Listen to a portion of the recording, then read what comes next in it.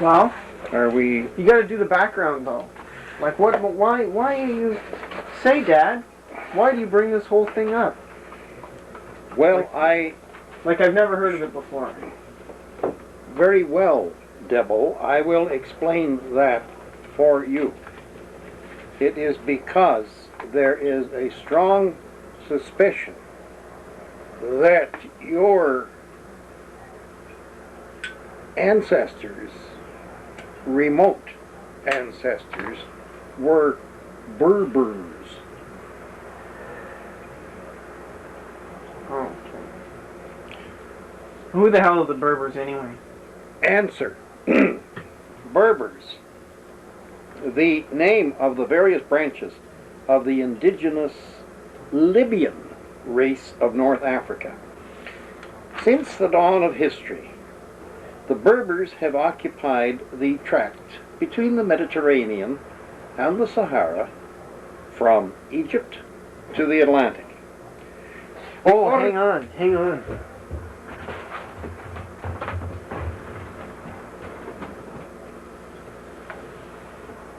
Dear Lord, where has the boy gone?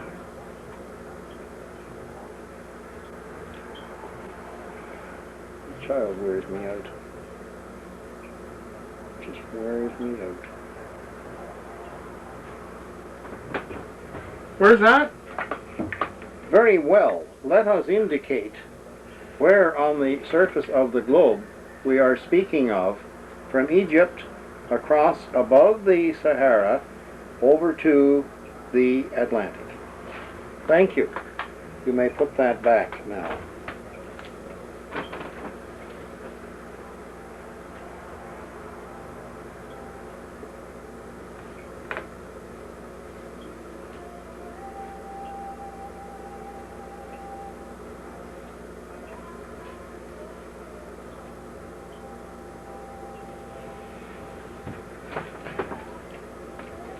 Okay.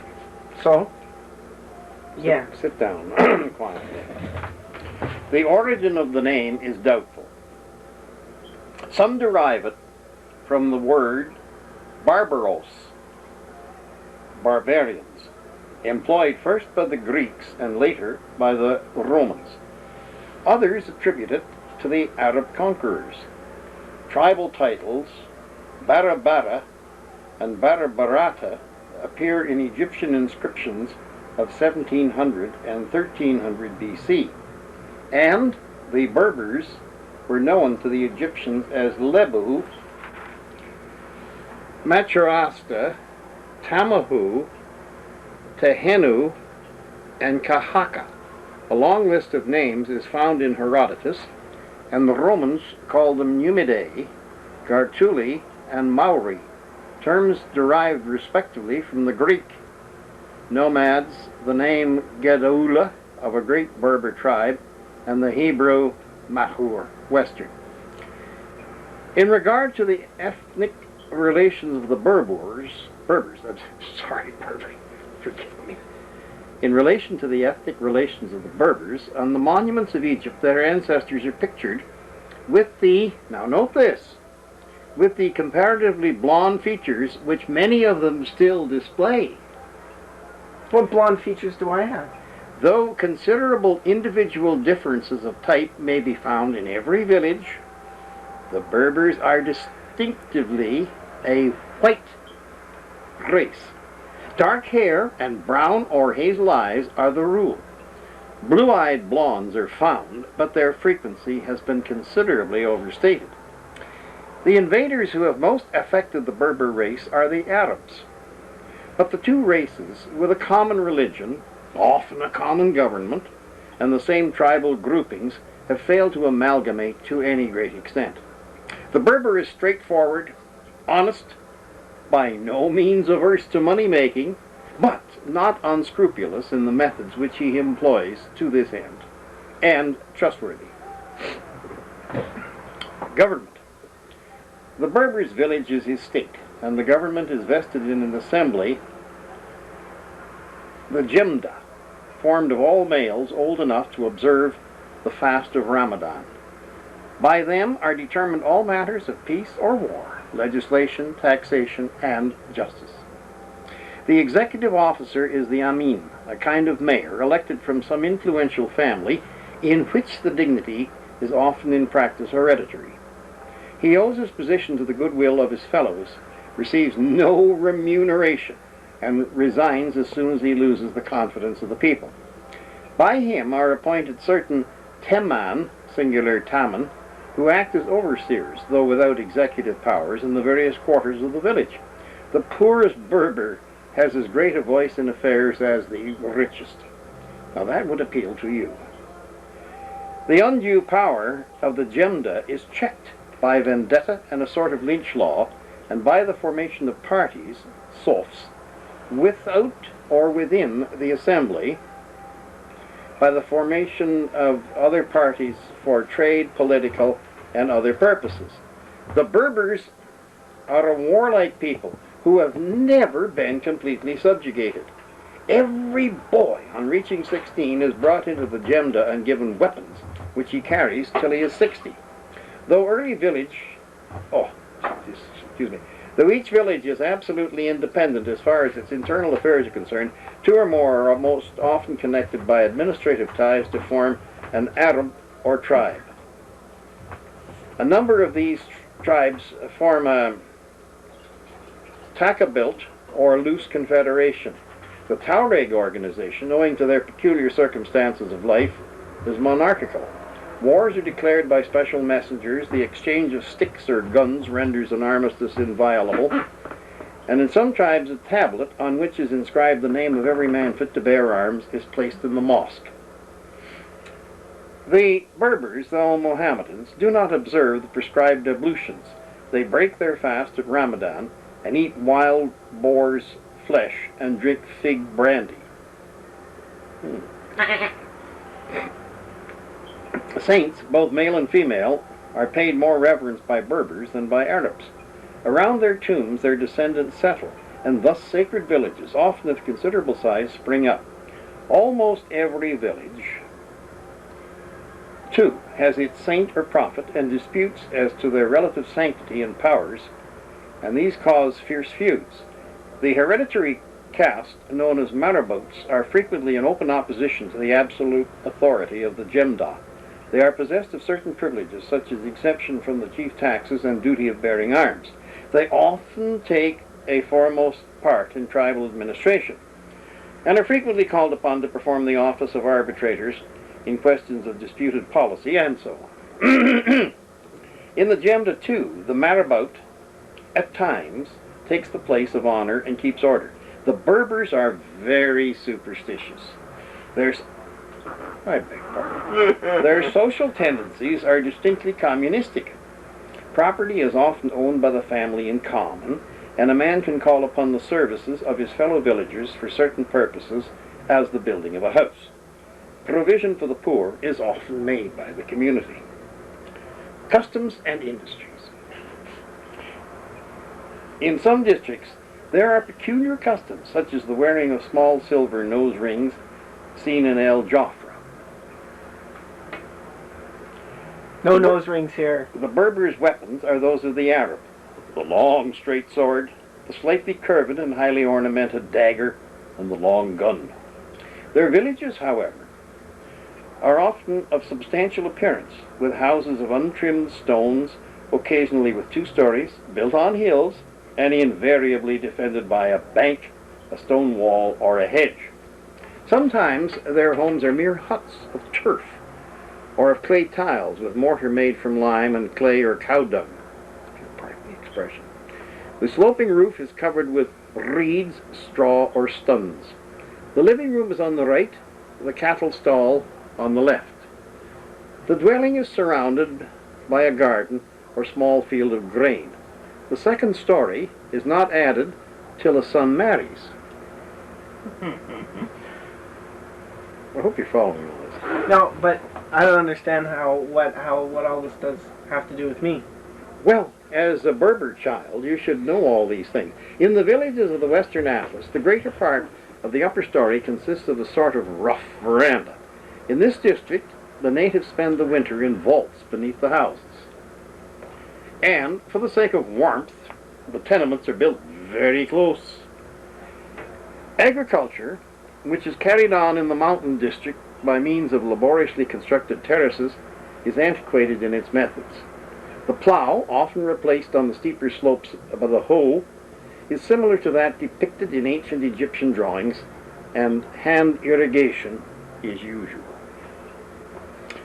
A sickle, toothed like a saw, is used for reaping. Corn is trodden by oxen and kept in osier baskets, narrowing to the top, or in clay granaries. Granaries? Granaries. The Berbers have many industries. They mine and work iron, lead, and copper. They have olive presses and flour mills and their own millstone quarries, and build mills for the Arabs. They make lime, tiles, woodwork for the houses, domestic utensils, and agricultural implements. They weave and dye. Can we see all this activity being done today over in Berber land? Oh, indeed you can. They weave and dye several kinds of cloth, tan and dress leather, and manufacture oil and soap. Without the wheel, the women produce a variety of pottery utensils, often of very graceful design and decorated with patterns in red and black. Whole tribes, such as the Beni Slimane, are occupied in the iron trade. The Beni Abbas made firearms before the French conquest, and even cannon are said to have been made by boring. Before it was proscribed by the French, the manufacture of gunpowder was general. The native jewelers make excellent ornaments in silver, coral, and enamel. In some places, wood carving has been brought to considerable perfection, and native artists engrave on metal both by etching and the burin. The Berbers are keen traders, and after the harvest, hawk small goods, traveling great distances. A Berber woman has in many ways a better position than her Arab sister. True, her birth is regarded as an event of no moment. But while that of a boy is... Could I just interject here? In all this trade stuff, where do these come in? Well, we haven't got to that yet. While that of a boy is celebrated in great rejoicings. And his mother acquires the right to wear on her forehead the tufsut, a mark which only the women who have borne an heir can assume. Her husband buys and can dismiss her at will. She has most of the hard work to do and is little better than a servant. When she is old and past work, especially if she has not been the mother of a male child, she is often abandoned. But she has a voice in public affairs, she has laws to protect her, manages the household, and goes unveiled. She has a right to the money she earns. She can inherit under wills and bequeath property, though to avoid the alienation of real property, succession to it is denied her. But most characteristic is the Berber woman's right to enter into a bond, a sacred bond, or agreement, represented by the giving of the anaya. This is some symbolic object, stick or whatnot, which passes between the parties to a contract, the obligations under which, if not fulfilled by the contracting parties during their lives, become hereditary. Female saints, too, are held in high honor, and the Berber is monogamous. Among many Berber tribes, the eldest daughter's son succeeds. A religious corporation, the Savia Kataz, has been ruled over by a woman, the chief's wife. The Berbers consult their women in many matters. Only one woman is really held in low esteem, the Kuata, or go-between, though her services are only employed in the respectable task of arranging marriages. Berber women are intelligent and hard-working, and when young, very pretty and graceful. The Berbers do not admire fat women. Among the Kabyles, the adulteress is put to death.